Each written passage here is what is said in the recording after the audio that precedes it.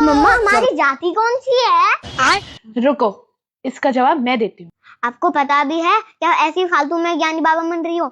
तरीके से पूछना है तो पूछ, वरना भाग यहाँ से। प्लीज बताइए गुरुदेव, मैं आपके चरणों में हूँ। ठीक है, चल अब आराम से बैठ और सुन मेरी बात।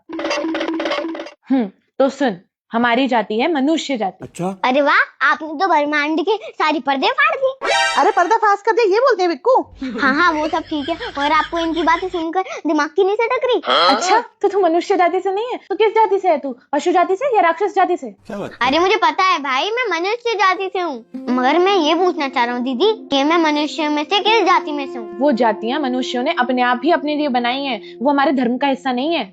आपका मतलब ये सारे लोग हमारे धर्म के नहीं है? नहीं है। जो इंसान अपनी जाति को अपने धर्म से बड़ा मानता है, वो इस धर्म का नहीं है। आपका मतलब हमारे धर्म में जाति है ही नहीं? बिल्कुल भी नहीं है। हमारे धर्म में सिर्फ 4 वर्ण होते हैं, जो पहले भी थे और अब भी हैं, जो सिर्फ मनुष्य के गुण और कर्म पर आधारित होते हैं। ये बात सीरियस बात लग रही है, अच्छे से बताओ।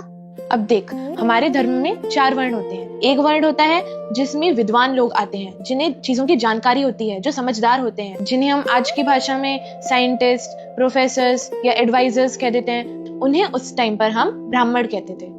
और दूसरा वर्ण होता है क्षत्रिय वर्ण, जिसमें वो लोग आते हैं जो काफी बलशाली होते हैं, स्ट्रांग होते हैं, और जिन्हें अपने प्राणों को त्याग करने में कोई समस्या नहीं होती है।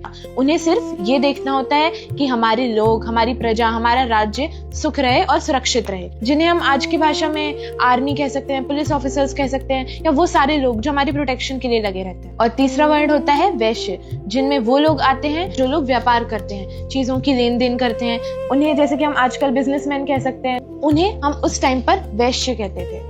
और चौथा वर्ण होता है शूद्र वर्ण, जिनमें वो लोग आते हैं जो अपनी शारीरिक सहायता की मदद से पैसे अर्न करते हैं। जैसे कि आज के टाइम पर इंजीनियर्स होते हैं, क्योंकि वो अपनी एक एक काम में माहिर होते हैं। इंजीनियर्स बहुत सारे होते हैं ना, कोई सॉफ्टवेयर इंजीनियर, आर्किटेक्चरल इंजीनियर, उन्हें हम शूद्र वर्ण में रखते हैं। और ये वर्ण किसी को ऊंचा या नीचा दिखाने के लिए नहीं थे, ये सिर्फ मनुष्य जो काम करता है, जिस काम में माहिर है, जो काम कर सकता है, उसके आधार पर बताने के लिए होते हैं। हाँ ये तो मैं समझ गया, मगर हम कौन से वर्ण में आते हैं दीदी? हमारे दादू और पापा कृषि का काम करते हैं, और इसी वजह से हम वर्ण व्यवस्था के हिसाब से वैश्य हैं। तो मतलब मैं वैश्य हूँ? नहीं, हमारी इस बेहतरीन वर्ण व्यवस्था को किसी सोच ने बर्बाद कर दिया, जब धीरे धीरे लोग अपने कर्म से नहीं, जन्म से अपनी वर्ण को चुनने लगे। अब जब तू बड़ा हो जाएगा, तब तेरे कर्मों पर निर्भर करेगा कि तू कौन सी वर्ण में बिलोंग करता है। वाह, कितनी अच्छी व्यवस्था थी ना।